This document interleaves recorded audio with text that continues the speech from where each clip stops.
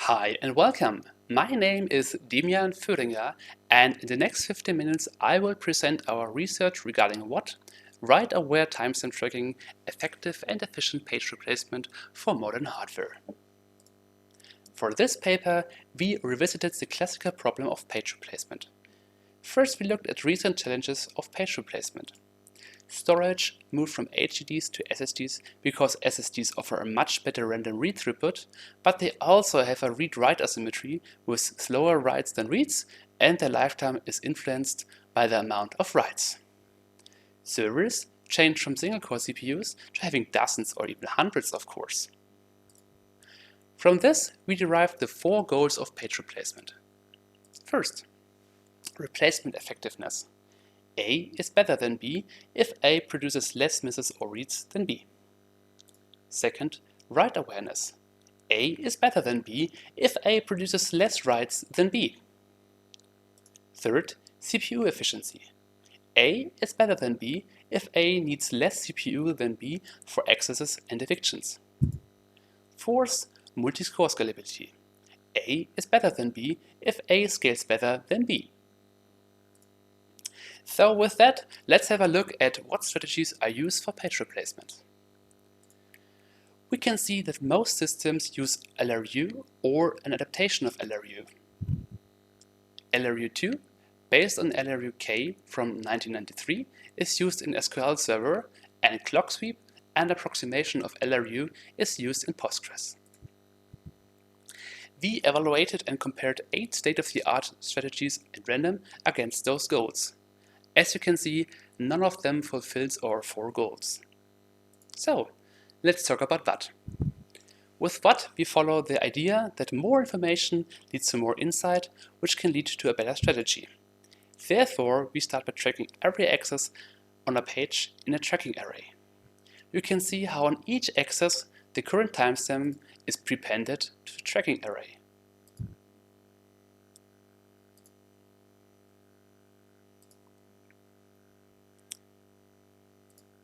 How can we use that for a page value? A page value function should give a good page a high value and a bad one a low value to decide which page to evict next. As all strategies, we would try to predict the next access happening. The easiest way to do this is by approximating the current access frequency. We can see how LRU uses the age, respectively the most recent access timestamp for a page value. LRU2 does the same with the next to most recent access timestamp. And finally, LFU takes the length of the current tracking array. To use the information from the tracking array for WAT, we introduce subfrequencies. Subfrequencies in different orders are calculated by taking the order of that subfrequency and dividing it by the time passed since the corresponding access.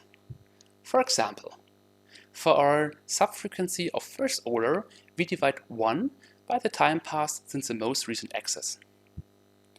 For the second order subfrequency, we divide 2 by the time passed since the next to most recent access. Therefore, we get something commonly known as frequency, occurrences over time. You can see how easily they are calculated with our example tracking array from before.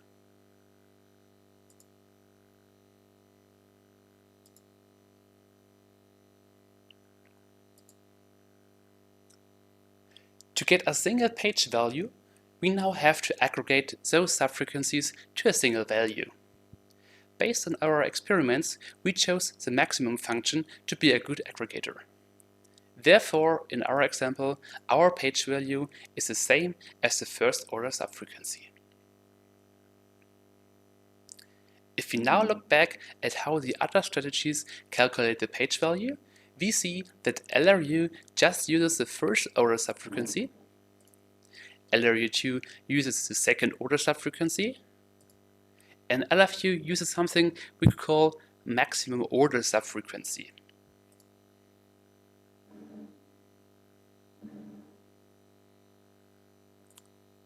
For WAT, we had to solve some additional problems. To add right awareness, we used two different tracking arrays, one for accesses and one for modifications. For both, we calculated separate page values and added them with a weighted sum to adopt for different environments. Because bursts can fill the tracking array quite fast, we grouped accesses to slowly changing epochs and ignored accesses from the same epoch. Like LRU2, 2K, and ARC, add modifications to LRU to handle scans and one-time accesses better by giving the last recent access less weight, we modified our page value by dampening the first order shift frequency to 1/10 of its value. Because a page value offers no data structure like LRU to find the eviction candidate, we had to random sample a few pages, evaluate the pages values to evict the one with the lowest page value.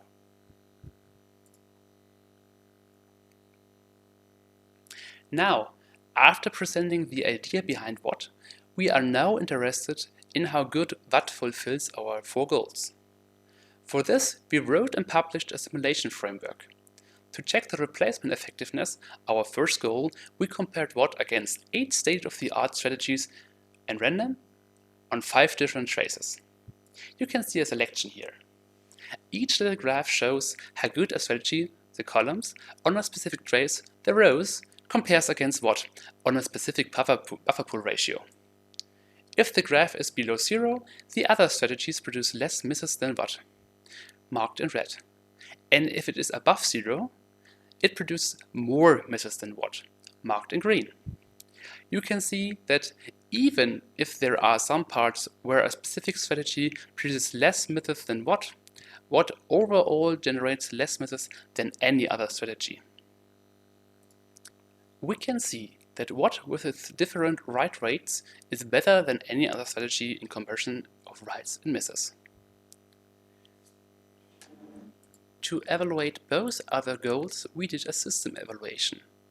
For this, we implemented WHAT together with two highly scalable eviction strategies, hyperbolic caching and random, and LeanStore, a high-performance OLTP storage engine optimized for many core CPUs and NVMe SSDs. Because it was already implemented, we added LeanEvict, the default replacement strategy of LeanStore, to our comparison. We implemented WHAT using a log-free access to the tracking array and SIMD vectorization to calculate the page value. We used our system evaluation to again compare goals 1 and 2, effectiveness and write awareness. With WHAT as its baseline, you can see that every other strategy produces more reads and writes per transaction. CPU efficiency, our third goal, consists of two parts: the overhead of accessing a page and of evicting a page. For accesses, we ran an in-memory workload and compared a few CPU measurements as presented here. With random as our baseline, you can see that all strategies use a similar amount of CPU and only minor differences appear. Therefore, on accesses, WHAT is as CPU efficient as random.